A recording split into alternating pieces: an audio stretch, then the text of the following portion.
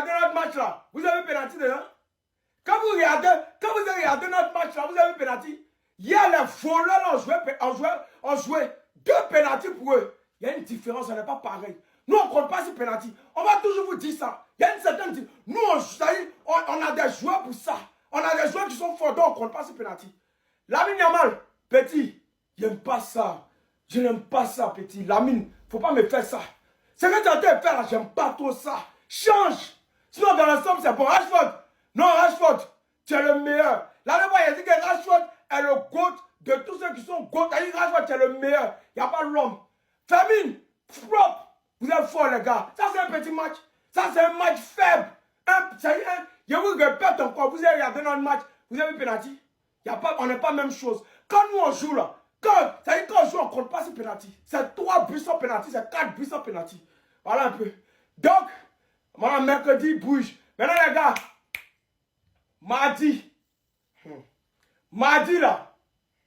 Je vais faire le débrief là dès maintenant. Je pense que le match il est terminé et que le FC Barcelone va s'imposer dans tous les cas. Ça pour vous dire, et ne le prenez vraiment pas mal, et là je parle en toute objectivité, le Barça est très faible. Très faible. Pas d'un point de vue offensif pour moi, mais vraiment d'un point de vue défensif. Il y a énormément de lacunes. Imaginez-vous, vous avez concédé un tas d'occasions face à une équipe comme Elche, qui vous a trash talk même avant, tellement ils avaient confiance face à vous. Que vous le vouliez ou non, pour une grande équipe comme le FC Barcelone, c'est interdit.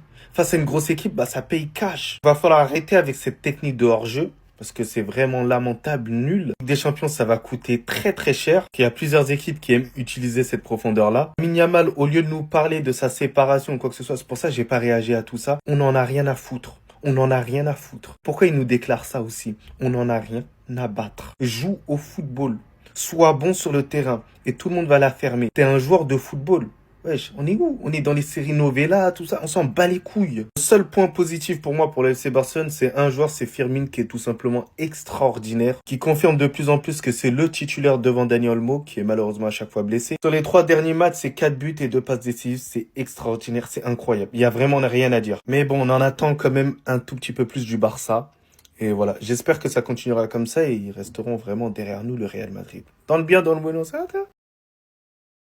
Que la fête commence, les gars. Qu'est-ce que ça fait plaisir de voir Fermín López enchaîner. Qu'est-ce que ça fait plaisir de voir Fermín López être décisif à quasi tous les matchs, que ce soit par la passe ou bien par le but. Les 3 derniers matchs de Fermín López, c'est 4 buts, 2 passes D. C'est un joueur qui par moment peut certes avoir du déchet, qui par moment fait certes pas le bon choix. Et c'est un joueur qui fait les efforts. C'est un joueur qui a quand même un gros volume de jeu, qui joue avec l'agnac et qui joue avec son instinct. Ce qu'il faut pas oublier, les gars, c'est que Fermín López, c'est un joueur qui n'a pas terminé de progresser. Et c'est là où moi, personnellement, ça me rassure. Je sens qu'il y aura cette fois-ci une vraie concurrence entre Olmo et Fermín. Le message à Dani Olmo est clair. Si tu veux regagner ta place de titulaire, tu vas devoir bosser. Si tu veux regagner ta place de titulaire, tu dois être décisif et régulier comme Fermín López. Et ça, franchement, les gars, ça fait plaisir car ça va réveiller Dani Olmo. On a beaucoup qui enterrent Dani Olmo. Avec ce qu'on a vu de lui à l'Euro, avec ce qu'on a vu de lui en début de saison avec le Barça, je reste convaincu qu'un Dani Olmo à 100%, ça pourrait être très fort. Le seul problème, c'est la régularité. En tout cas, quand je vois ce que Fermín López fait dans un Barça qui n'est pas à 100%, un Barça sans Rafinha, un Barça qui ce soir était sans Pedri, avec un Yamal qui n'est pas à 100%, pour la suite de la saison et surtout pour la saison individuelle de Fermín López, franchement les gars, ça a l'air intéressant. Sinon vous les gars, vous en pensez quoi? Ramenez-nous sur la patience en nu.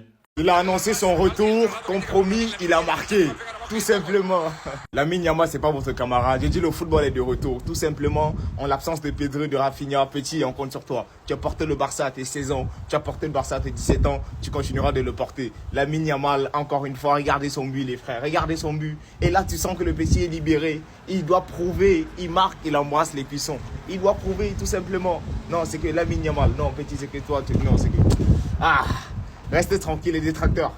Comme il est en train de revenir à son meilleur niveau, je ne vais pas vous voir ici commencer à l'aimer. Vous l'avez critiqué, restez de l'autre côté. Restez de l'autre côté, tout simplement. Fermín aussi, Baldé, c'est en train de venir. Mais Lamine Yamal, petit, tu es le crack, tu es le numéro 10 du Barça, pas pour rien. Il a parlé, il va agir. Je vous dis, il y aura un doublé et il y aura un doublé pendant la Ligue des Champions. Il est enfin de retour, Lamine Yamal. Il va se donner à fond. Tu vois, dans le pressing, dans les efforts, dans les courses, tu sens qu'il est libéré. Mais vous allez voir, restez tranquille, c'est que le début. Dans la surface, la frappe! La frappe! Et c'est pas terminé! Rafa Mir qui ne manque pas la mire! Famir et qui réduit l'écart et qui relance totalement ce match avant la mi-temps. La passe magnifique qui passe juste avant le hors-jeu et qui lance un contre-éclair conclu par Rafa Mir. Ça fait 2-1, tout est relancé. Superbe frappe de Rafa Mir. Superbe frappe. Superbe frappe, la frappe est magnifique. Ça garde parfaitement le ballon avec Affenbruggen. Ça revient à gauche du rond central, la passe sans contrôle. Magnifique. Ça part derrière le milieu de terrain. Et derrière Rafa Mir qui fixe Araujo. Et il met ce petit plat du pied. Excentré côté gauche. Plat du pied qui vient se loger dans le petit filet et qui touche limite un petit peu le poteau. Magnifique. Magnifique. Sortie de balle. Magnifique contre-attaque. Magnifique but. Magnifique but de Rafa Mir. Ça fait 2-1. Et là tout est relancé. Tout est relancé. Et ça récompense. Ça récompense. Yamal, tu as vu que tu as laissé goal là, tu as marqué, non? Ça dit, tu l'as grand net, le match tu as suivi, tu es buteur.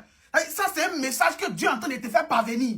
Ça signifie que tu n'es pas encore mûr. C'est affaire de femme là, il faut laisser, concentre-toi sur le ballon. Sinon, tu vas nous faire sortir de ces bêtises à chaque fois qu'on aura besoin de toi. Et puis, regardez, Yamal est de retour courant. C'est-à-dire, à chaque match, il va commencer à recroître encore, il va commencer à reprendre ses performances qu'il a laissées à cause des femmes. Maintenant, un flic, pardon, à cause de Dieu, faut toucher côté défense là. Parce que je comprends plus, moi-même je comprends plus ma défense.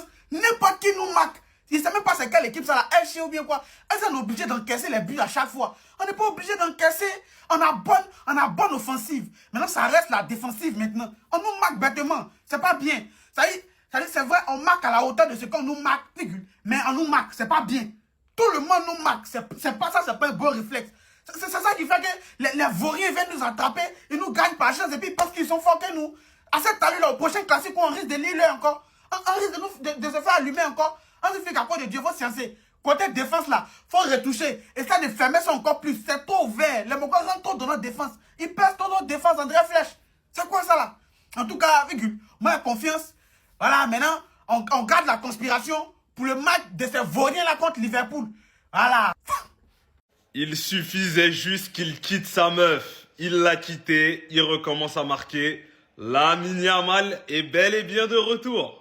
24 heures après avoir déclaré sa rupture, il aura fallu 9 minutes de jeu et on a un Lamine Yamal de retour. Comme c'est bizarre. Moi, je sais pas vous, mais on dirait que c'était la bonne décision. Depuis qu'elle était là, de toute façon, il n'était pas bon. Donc comme ça, au moins, c'est clair. Bon, on va pas s'enflammer non plus parce que pour l'instant, il a toujours pas éliminé, etc. Mais l'enchaînement, il est beau. Le but, il est beau.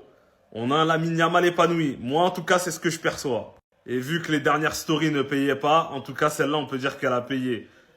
Il avait annoncé qu'il va réactiver le mode Super Saiyan, le mode Inter de Milan, le mode appareil dentaire. Et on sait que quand il est dans cet état-là, il est injouable.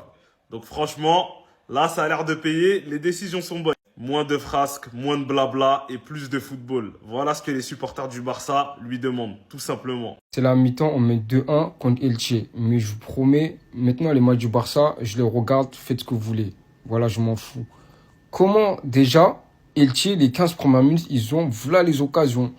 Carrément, j'ai cru un jeu contre le Bayern de Munich. Ils avaient voilà les occasions. Derrière, on arrive à marquer par Lamine Yamal. Première action, premier but. Derrière, 2-0. Mais aucune maîtrise dans le match. Tu as l'impression il y a 2-0, mais il n'y avait aucune maîtrise. Et derrière, tu mets 2-0. Pourquoi Flick continue avec la défense haute? Les gars, ils ont fait leur jeu au milieu de terrain. J'ai jamais vu ça de ma vie. Quand un joueur il part de son camp, il n'y a jamais hors-jeu. Comment tu peux faire un hors-jeu du milieu de terrain? Non, Araujo, les gars, il est vraiment trop bête. En plus, il demande hors-jeu sur le but. Mais comment c'est possible 2-0? Pourquoi il ne reste pas en place? Si on perd... Allez, on perd 1-0, je veux bien, défense haute, etc. On pousse. Mais là, on mène 2-0. Pourquoi ils ne restent pas tranquilles? On fait tourner et derrière, ils ne vont jamais marquer. Là, on les relance dans le match. À tout moment, ils égalisent. Et ça, je m'en fous maintenant. Faites ce que vous voulez, Flick, faites ce que tu veux, je m'en fous. Parce que si on continue comme ça, les gars, on ne va rien gagner. Aïe aïe, Lamine Yamal qui se tient la tête. Bon, nous aussi les supporters, on se tient la tête quand on voit Lamine Yamal jouer. Il donnerait une migraine à un Doliprane. Ou là, il rend fou comme il est devenu nul. Mais miskin, c'est Lamine va mal. C'est la descente aux enfers. Après avoir arrêté l'école, il a arrêté Nicole. C'est fini avec Nicky Nicole. Il faut dire la vérité. Nicky Nicole, elle lui a niqué sa carrière. Elle lui a niqué sa vie. C'est un truc de fou. Mais je crois que Nicky Nicole, elle était en contrat avec le Real Madrid. Son contrat, c'était de faire couler le FC Barcelone. Ils ont dit, c'est bon, après le Classico, rupture de contrat, mission accomplie.